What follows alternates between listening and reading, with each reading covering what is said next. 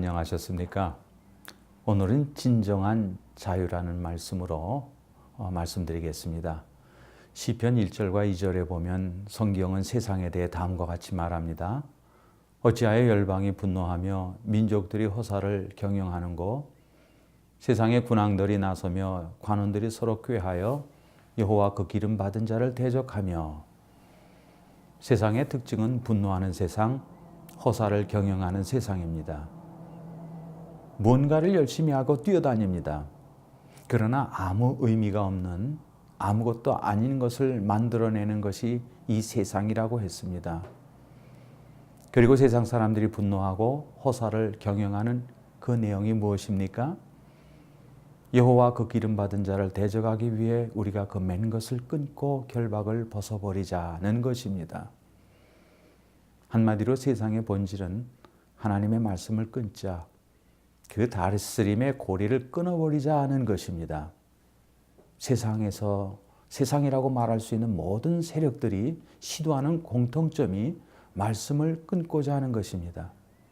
하나님의 말씀을 끊고자 시도하는 첫 번째 방법은 하나님의 말씀이 짐이라고, 굴레라고 생각하게 만듭니다. 요한복음에 보면 진리가 우리를 자유케 한다고 했습니다. 그런데 진리가 우리를 자유를 주는 것이 아니라 억압을 주고 굴레를 씌운다고 생각하게 만든다는 것입니다.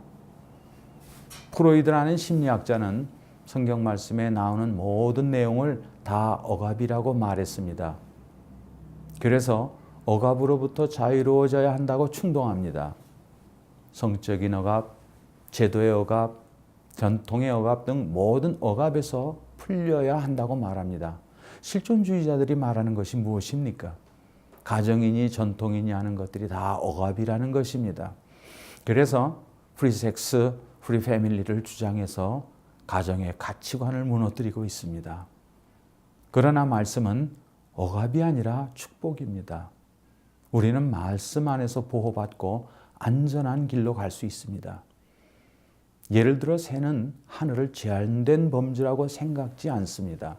물고기 역시 물을 제한된 범주라고 생각하지 않습니다. 물고기가 이런 생각을 하겠습니까? 왜 나는 물속에만 있어야 하나? 육지로 나가고 싶다. 물고기는 무트로 나가는 순간 자유가 아니라 죽음을 맞습니다. 물고기는 물속에 있을 때 자유를 누릴 수 있습니다. 기차는 레일을 제한된 범주라고 생각하지 않습니다. 기차가 레일 위를 달려야지 레일을 벗어나면 그것을 탈선이라고 합니다.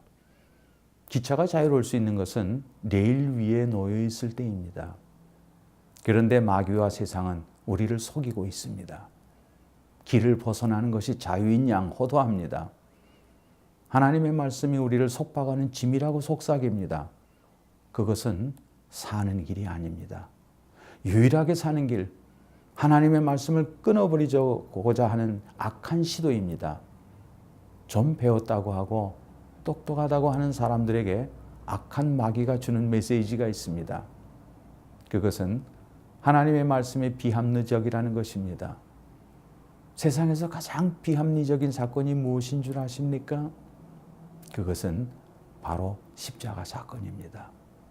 죄와 원수이신 창조주 하나님께서 죄인된 우리를 구원하시기 위해 죄인의 몸을 입고 이 땅에 오셔서 십자가에서 죽으시고 우리를 구원하신 것입니다. 이러한 내용으로 가득 찬 책이 바로 성경 말씀입니다. 이 사랑으로 저와 여러분이 하나님의 자녀가 된 것입니다.